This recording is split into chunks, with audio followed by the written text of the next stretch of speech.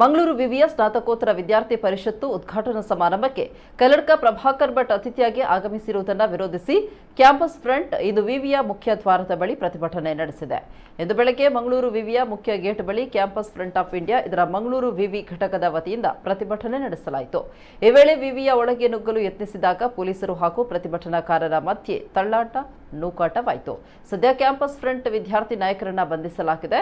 ಮಂಗಳೂರು ವಿವಿಯ ವಿದ್ಯಾರ್ಥಿ ಕ್ಷೇಮ ಪಾಲನಾ ನಿರ್ದೇಶನಾಲಯದ ಸ್ನಾತಕೋತ್ತರ ವಿದ್ಯಾರ್ಥಿ ಪರಿಷತ್ತು ಉದ್ಘಾಟನಾ ಸಮಾರಂಭಕ್ಕೆ ಕಲ್ಲಡ್ಕ ಪ್ರಭಾಕರ್ ಭಟ್ ಅವರನ್ನ ಅತಿಥಿಯಾಗಿ ಕರೆಯಲಾಗಿದೆ.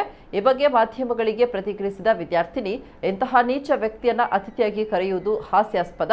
ಕ್ರಿಮಿನಲ್ ಹಿನ್ನೆಲೆಯ ಹಾಗೂ ವಿದ್ಯಾರ್ಥಿಗಳ ಮಧ್ಯೆ ಕೋಮು ಪ್ರಚೋದನೆ ಮಾಡುವ ಭಾಷಣ ಮಾಡುವಂತಹ ವ್ಯಕ್ತಿಯನ್ನ ಕರೆದಿದ್ದಾರೆ ಅಂತ ಆರೋಪಿಸಿದರು. ಈ ಮಧ್ಯೆ ಮಂಗಳೂರು ವಿವಿಯ ಮೈದಾನದಲ್ಲಿ ಕಾರ್ಯಕ್ರಮ ಆರಂಭವಾಗಿದ್ದು ಕಲ್ಲಡ್ಕ ಪ್ರಭಾಕರ್ ಭಟ್ ಅತಿಥಿಯಾಗಿ ಆಗಮಿಸಿದ್ದಾರೆ.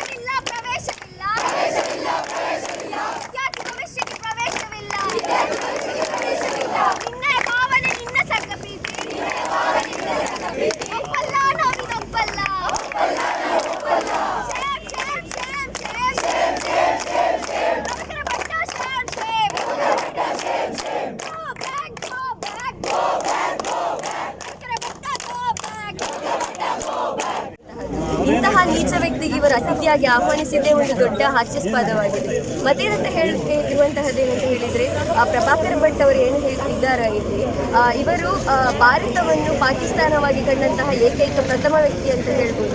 ಇಂತಹ ವ್ಯಕ್ತಿಗಳು ವಿದ್ಯಾರ್ಥಿಗಳು ಯಾವ ರೀತಿಯಲ್ಲಿ ಒಂದು ಭಾಷಣವನ್ನು ನೀಡಬಹುದು ಅನ್ನುವಂತಹದ್ದೇ ದೊಡ್ಡ ಕ್ವೆಶ್ಚನ್ ಆಗಿರ್ತದೆ.